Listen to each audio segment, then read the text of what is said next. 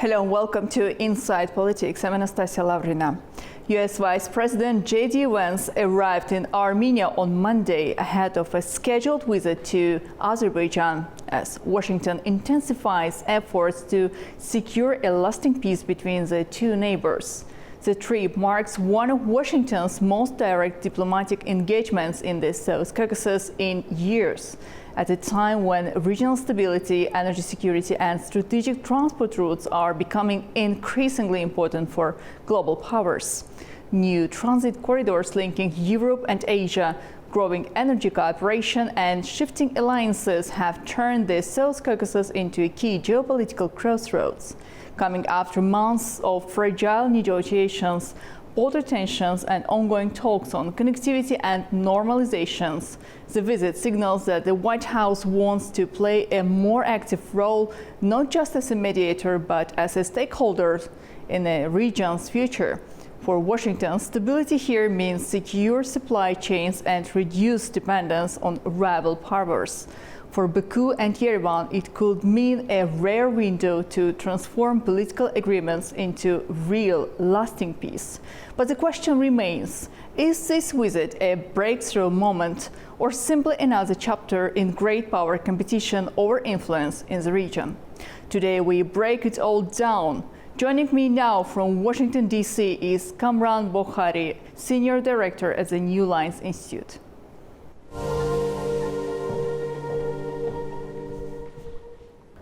Hello, Mr. Bokhari, and welcome to Inside Politics.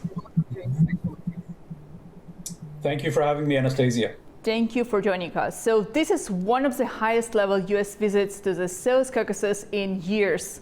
What concrete outcomes should we realistically expect from this trip, and could it become a turning point for the region? Indeed, this is the most highest level visit in a long time. We hope to see that the vice president in meetings both in Yerevan and in Baku are able to sort of build upon the agreement that was mediated by President Trump last August in the White House. And that includes the building and construction of, or at least progress on the construction of the 27-mile Trump route for international peace and prosperity through southern Armenia along the border with Iran. That will become a major connector between Azerbaijan and its exclave of Nakhchivan. And so that will set the stage. It will be a springboard for greater connectivity with the Trans-Caspian region and actually extend it to even further into South Asia in the not too distant future. I just wrote a piece this morning in Forbes magazine on this very issue. Very interesting. So, Mr. Bokhari, the United States says it wants to consolidate peace, yet the region sits at the crossroads of energy exports, transit corridors, and security routes linking Europe and Asia. Can the United States realistically act as a neutral broker when it has such a clear strategic interests on the ground? Yes, I think so, because the moment is very opportune. And this is what I have been recently writing about, is that you have a situation where Russia's influence is waning on its southern periphery. To the south of Azerbaijan, you have Iran weakening as well. So this opens up possibilities and opportunities. The United States is obviously trying to negotiate an end to the war in Ukraine and reach a settlement with the Iranian regime on the nuclear weapons and other issues that remain disputed between Washington and Tehran. So I think this is an opportune moment. It's a historic moment. In fact, I would say that we're looking at the realignment of the heart of Eurasia, especially in keeping with the new U.S. geostrategy that emphasizes burden sharing and burden shifting with allied and partner nations. So, Mr. Bokhari, you mentioned Iran, also Russia and Ukraine, meaning that this visit also will have an implications for the future decisions will made in Washington towards the situation around the mentioned countries, right? Correct. I can't imagine that Azerbaijan and Armenia that have, are located between Russia and Iran are not going to be discussed when the vice president is there, especially given everything that the United States is involved with both Moscow and Tehran. So I just can't see them not discussing it. This has to be part of the conversation. And of course, there's also the conversation of Turkey's role in this and the role of the Central Asian nations, particularly Kazakhstan and Uzbekistan, who have also been increasingly trying to get a connectivity going in both directions, east-west through the Trans-Caspian route, and of course through the southern corridor, as is evident from the recent visits of the Kazakh and the Uzbek presidents back-to-back to Pakistan. This is very interesting, but again, a key focus of the visit is a proposed Trump corridor, or as it's mostly known in the region, it's Zangezur corridor, designed to connect mainland Azerbaijan with its exclave Nakhichevan Autonomous Republic and onward to Turkey, Europe, while also improving Asia and Europe connectivity and bypassing both Russia and Iran. How strategically significant is this project for Washington now, and is it primarily about peace building or about reshaping regional power dynamics? I think it's both. I think I'll add a third dimension to it, commercial relations. I mean, this administration, the Trump White House, is very much interested in bringing conflicts to an end and focusing on sort of the geoeconomic relationships with various countries and between various regions. Bear in mind that this is a historic moment in the sense that the United States has never played such a massive role on Russia's southern periphery. When the United States was founded, these regions, both the South Caucasus and Central Asia, were falling within the orbit of Russia. And then, by the time the United States became a superpower in the aftermath of the Second World War, the Iron Curtain and the Cold War were taking place, and these areas were firmly behind that Iron Curtain under Soviet grip. So we are now witnessing an unprecedented moment. For the first time in history, the United States is playing a major role. So I think this cannot be emphasized enough. Previously, you mentioned the role Turkey and Azerbaijan may play in the future negotiations around United States-Iran tensions. Does it mean that still in Washington they do consider the role Azerbaijan may play in the future possible talks? And if yes, then what kind of role it may play? I think Azerbaijan is the best placed to be an ally with the United States as the United States tries to reshape the behavior of Iran. As you know, Iran is going through internal turmoil, not just in terms of public unrest, but there is intensifying competition and contestation between the elites that rule the Islamic Republic.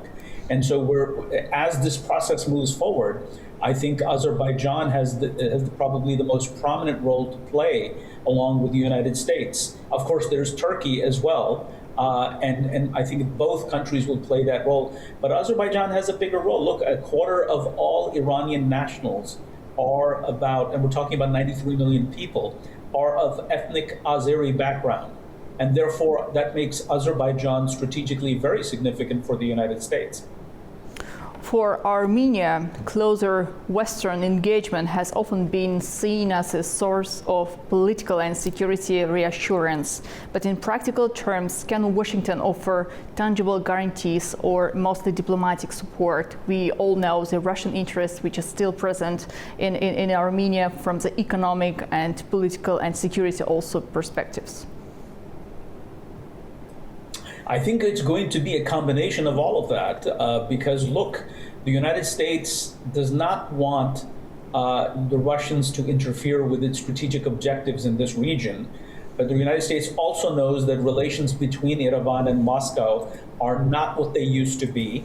And so this is a moment. And then, of course, if you look at the Trump route, that entire purpose behind that is to basically reassure Yerevan that, look, its interests will be secured, and therefore it needs to make peace with Azerbaijan because it's a win-win for everybody. It's a win for Azerbaijan, Armenia, Turkey, Georgia, the Central Asian nations, In fact, I would say, this would be a win for pretty much everybody across the Eurasian landmass. So yes, I think the United States will provide those assurances and those guarantees. I mean, the fact that the United States is leasing the 27-mile border along, that runs along Armenia's border with Iran, that in itself, for 99-year lease, that itself says a lot. The United States is in this for the long haul. Please correct me if I misunderstood your point. For Armenia, it's clear more beneficial to continue normalizing relations with neighboring Azerbaijan. That will also means fostering cooperation with the Western countries, most probably with Washington, with the United States, and it will help Armenia to diminish its influence from Russian perspectives and from the Russian presence in the region, right? Correct. Look, Russia has had a disproportionate amount of influence for a very long time in this region. So now we're trying to bring some balance here. The United States is trying to bring some balance here. And I think that the opportunity provided by the events since, late 2020 and then in 2023 fall, and with the signing of the agreement between the Prime Minister of Armenia and the President of Azerbaijan at the White House, I think those things come together, and therefore you have a more balanced relationship. There's a balance of power in this region. By no means does this mean that Russia will not be a player. It's just that the disproportionate amount of Russian influence will now be more balanced in terms of with Turkey in the mix, with the United States in the mix, and of course the Europeans. But we cannot ignore the fact that in a region like the South Caucasus, even limited US engagement can significantly shift the balance. Still, with Russia's holding substantial leverage, especially over Armenia, is the United States entering a space that Moscow still considers its sphere of influence? No, of course. And I have to assume that these conversations that are taking place over the Ukraine conflict are not just simply about Ukraine, they're multidimensional. Definitely what the United States is doing in the South Caucasus is part of the conversation between Washington and Moscow. And I think that if you go back to what Secretary of State Marco Rubio said at the beginning of the process that the Trump White House began with this negotiation, the goal he identified was having strategic relations with Russia in geoeconomic terms. So it's not about a zero-sum game. It's about a win-win situation for everybody. So the end to the war in Ukraine will benefit Russia, and there could be a potential good trade relationship between the United States and Russia in the beginning, and they can share this space. So this isn't sort of to the mutual exclusion of Russia. But what we're talking about right now is that a major shift in which Russia isn't the only player. Turkey emerged as a player in 2020, and now the US is emerging as a stakeholder as well, alongside with the Europeans.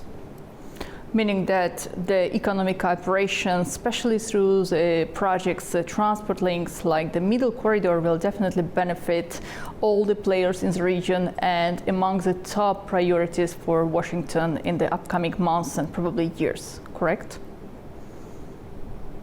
Correct. I mean, look, the fact that the vice president himself is visiting this region, and we have to assume that at some point President Trump himself will visit the Trans-Caspian region as well. As you know, he hosted the 5 heads of state of Central Asia at the White House in the fall, back in September. And so this is a priority for the United States. The United States is trying to put an end to, because there's connectivity here between US negotiations with Russia, US efforts in the Middle East, US efforts in South Asia, and with China as well. So this is the fulcrum. So of course, this is going to be a major priority for the Trump White House, and I would say many US administrations for many, many years to come. If I'm not mistaken, during the first US-Azerbaijan think tank forum held in Baku just last year, the idea of C5+1, C6+1 was also highly discussed by the experts, meaning that United States, Washington are willing to see more close engagement between the C5 Asian countries, Central Asian countries, with Azerbaijan and with the United States together. And I guess it's not only referring to the transport communications, it should be something more. Correct. I mean, if you look at the new national security strategy that was unveiled on December 5th, and I believe it was 2 weeks ago that the National Defense Strategy was also published by the Pentagon, both documents are very clear about what the U.S. strategy is for Eurasia, meaning that regional allies and partner nations take the lead for security and stability as well as economic prosperity, and the United States will support that. So C5 and C6, and it could include other countries as well, as time goes by, and this becomes a bigger block, if you will. These are all within the United States' new geostrategy for global management. Meaning that can we expect any kind of security cooperation between the United States and the mentioned countries? I mean, the increasing level of presence United States from the security perspectives and military, of course. I think that the United States is basically retrenching when it comes to its commitments. It's recalibrating its commitments on the security sphere. The United States wants to reduce its exposure on the Eurasian landmass, and it doesn't want to entangle itself into land conflicts. This is why it's placing so much emphasis on bringing an end to those conflicts. But once those conflicts are behind us in the rear view mirror, the U.S. expects regional states to take up the lead and shoulder the responsibility for security, with, of course, the U.S. supporting it. But the days in which the U.S. did the heavy lifting for security around the world in the wake of this, in the aftermath of the Second World War and during the Cold War, I think that's long past. I think that is no longer the case. The United States you will see the United States playing a bigger role when it comes to commercial relations, when it comes to diplomacy. But when it comes to security, the U.S. wants to take a secondary role in that as far as the Eurasian landmass is concerned. That's very interesting, Mr. Bokhari. You mentioned, you raised the issue that's also been mentioned by some other experts. United States are not willing to increase their military presence in different parts of the world, especially in the South Caucasus, as it was mentioned by some other experts. But they need to have a strong ally in the region who will act also as a guarantor of the stability. Can we assume that in the South Caucasus, United States rely on Azerbaijan in this mission? Absolutely, 100%. Because look, if you just look at a map, Azerbaijan is the only country in the world that has a border with both Russia and Iran. And given the fragility over there in terms of what's happening in Russia and the foreign policy of Russia, same thing for Iran, Azerbaijan becomes very important. But Azerbaijan, as a rising middle power, cannot do it alone. So there I expect to see Turkey play a bigger role as well. I would say Armenia in the future could also be part of some arrangement. Kazakhstan certainly on the other side of the Caspian. So I think this architecture will continue to grow. We're already seeing evidence of defense cooperation between Azerbaijan and Pakistan. And so this is part of the Trump vision or the new U.S. geostrategy that will unfold well beyond the Trump administration's tenure. And this is sort of the way of the future. This is the roadmap. Now, will it be easy? No. Will there be hurdles and obstacles? Of course, that happens. But I think this is the vision. This is the roadmap. Absolutely. And what about Georgia? Previously, we could explore more deep engagement between Washington and Tbilisi, but within the last couple of years, expectations are different. Washington are willing and mentioning more often cooperation with Azerbaijan and Armenia, putting Georgia apart from this. Does it mean that in Washington there is no one single strategy towards the South Caucasus and every single country here will have its own attitude from the United States? I think there is a broad strategy for the South Caucasus, as there is a broad strategy for Eurasia as a whole. But when it comes to implementation of that strategy, of course, you have to look at the local dynamics and the national dynamics in each of the three countries. We've discussed about Armenia and Azerbaijan, but to focus on Georgia, look, it's no secret Georgia, is a sensitive place for Russia. The Russian forces are, in control of the Abkhazia region as well as South Ossetia. And so, and Russia and the West, the United States in particular, in decades past, had a dispute over the future of Russia joining NATO, the European Union, and so all of these things have to be sorted out, and they have to be sorted out as we discuss the end of conflict in Ukraine, because these are not separate; these are part and parcel of that broader conversation. So I think that here there will be more sort of attention paid to Russian sensitivities, if you ask my analysis, than what we're seeing in the South Caucasus, because the South Caucasus is a bit far removed from Russia. Armenia and Azerbaijan are far removed. Georgia is much closer to home, and Georgia's position in the Black Sea Basin is also very strategic for Russia. So I think even the Russians see things differently. Therefore, the United States will look at each of these countries differently as well. Absolutely. So, Mr. Bokhari, thank you. Thank you so much for joining Inside Politics today. It was indeed a very interesting conversation. Thank you for having me. Thank you. So, as Washington steps deeper into South Caucasus diplomacy, the stakes are clearly rising. For Azerbaijan, closer engagement with Washington goes far beyond energy, reinforcing its growing role as a regional power, a strategic transit hub, and a key connector between Europe and Asia.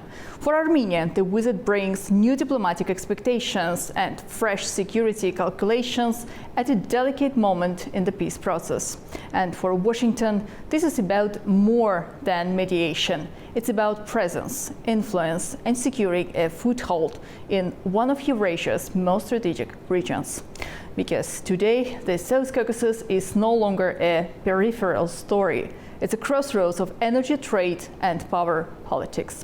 Whether this visit leads to lasting stability or simply reshapes the competition for influence is something only time will tell.